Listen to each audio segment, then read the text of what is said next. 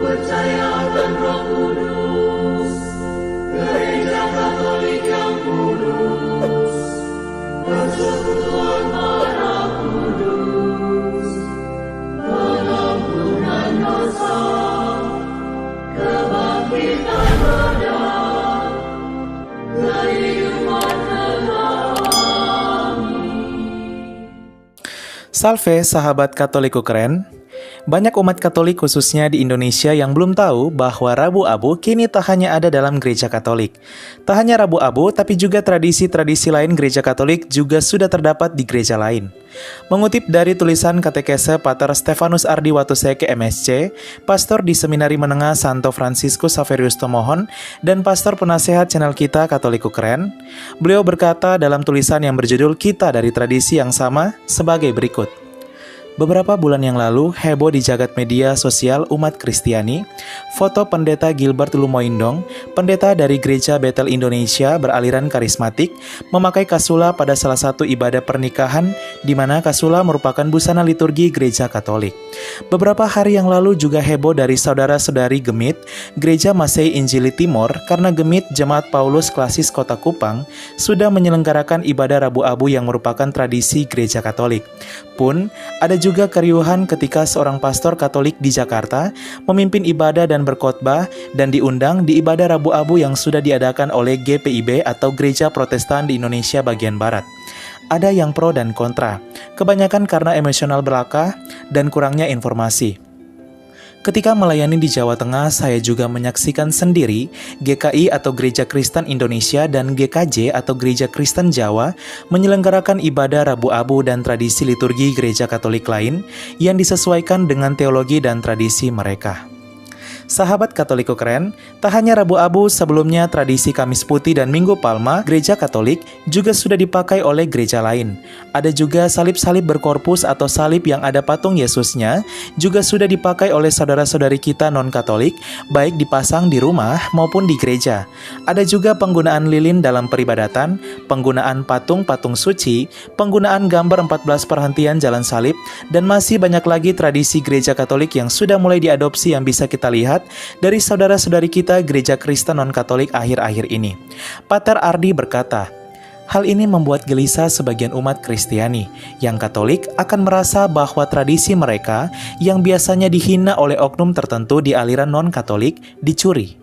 Beberapa oknum di Protestan yang merasa iritasi dengan apapun yang berbau Katolik pasti akan merasa dihina. Hal ini tak terhindarkan, apalagi ada warisan konflik sebagai residu dari perdebatan teologis dan liturgis masa silam. Di sisi lain ada pula sentuhan politik, sehingga perbedaan itu makin meruncing.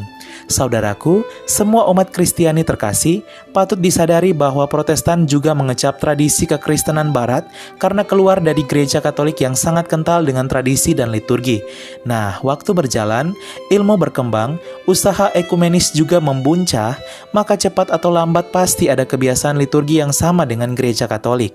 Di Indonesia, karena hal ini jarang diketahui maka menimbulkan perdebatan yang keras di media sosial. Padahal, hal ini merupakan sesuatu yang biasa di luar negeri, yaitu di Eropa dan Amerika Serikat, di mana melihat uskup, imam, kasula, Rabu Abu, jalan salib, pekan suci, kalender liturgi, altar, dan kekhasan Katolik lain sudah dipakai oleh gereja-gereja Protestan di Eropa dan Amerika Serikat. Nah, sahabat Katoliku keren, kira-kira bagaimana ya sikap kita sebagai umat Katolik menyikapi hal ini dengan tepat? Berikut 3 pesan dari Pater Ardi. Pertama, kesatuan para murid adalah doa Yesus bagi para muridnya. Itu juga yang didoakan pada pekan suci, supaya semua pengikut Kristus ada dalam satu kawanan dengan Kristus sebagai gembala. Pelan tapi pasti, kesatuan iman akan tercapai dengan hal-hal liturgi dan tradisi yang kita warisi bersama dari para rasul dan gereja mula-mula. Kedua, bagi umat Katolik, kalau ada saudara-saudari kita Protestan yang liturginya mirip dengan gereja Katolik, jangan dibully, kita justru harus bersyukur. Ketiga, bagi yang Protestan, yuk kita belajar dan mendalami bersama liturgi dan tradisi kekristenan. Liturgi dan tradisi itu indah dan mulia.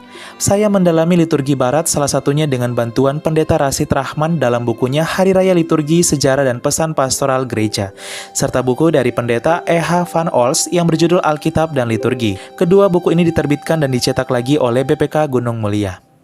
Sahabat Katoliku keren, semoga tidak hanya mengikuti tradisi tetapi kelak sungguh bersatu penuh dengan gereja yang satu, kudus, katolik, dan apostolik. Seperti doa Yesus, semoga mereka menjadi satu. Dan doa ini sering kita bawakan dalam misa, tepatnya doa syukur agung yaitu persatuan umat Kristiani. Dua ciri khas kental gereja Katolik yang masih berat diikuti oleh saudara-saudari kita non-Katolik yaitu menghormati Bunda Maria dan membuat tanda salib. Dan jika saudara-saudari kita sudah mengikutinya, kita patut bersyukur dan ucapkan selamat datang kembali ke rumah yang sejati, welcome home.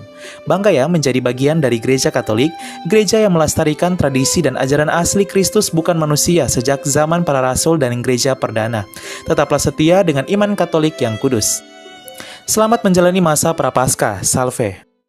Keluarga kami dibangun dari berbagai bangsa, baik orang tua maupun muda, kaya dan miskin, pria dan wanita, orang yang berdosa maupun yang kudus.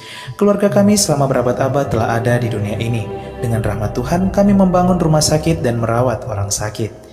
Membangun panti-panti asuhan untuk membantu orang miskin. Kami adalah organisasi berbasis keagamaan terbesar di dunia memberikan penghiburan bagi mereka yang membutuhkan. Kami mendidik lebih banyak orang dibandingkan organisasi lain. Kamilah yang mengembangkan metode ilmiah dengan pembuktian yang ilmiah juga. Kami mengembangkan sistem pendidikan dunia dan memperjuangkan hak dalam kehidupan setiap manusia maupun juga dalam pernikahan dan keluarga. Banyak kota di dunia diberi nama orang kudus kami menjadi inspirasi atas jalan suci mereka. Dibimbing oleh Roh Kudus, kamilah yang membuat Alkitab dan melestarikan tradisi suci. Roh Kuduslah yang masih terus membimbing kami hingga lebih dari 2000 tahun. Kami adalah Gereja Katolik. Dengan jumlah anggota keluarga lebih dari 1 miliar memberikan sakramen sebagai pemenuhan hidup iman Kristiani. Selama berabad-abad kami selalu berdoa untukmu dan juga untuk dunia setiap jam dan setiap hari dalam misa yang kudus. Yesus sendirilah yang mendirikan gereja kami ketika ia mengatakan kepada Petrus, pemimpin gereja Katolik pertama, "Engkau adalah Petrus dan di atas batu karang ini akan kudirikan gerejaku."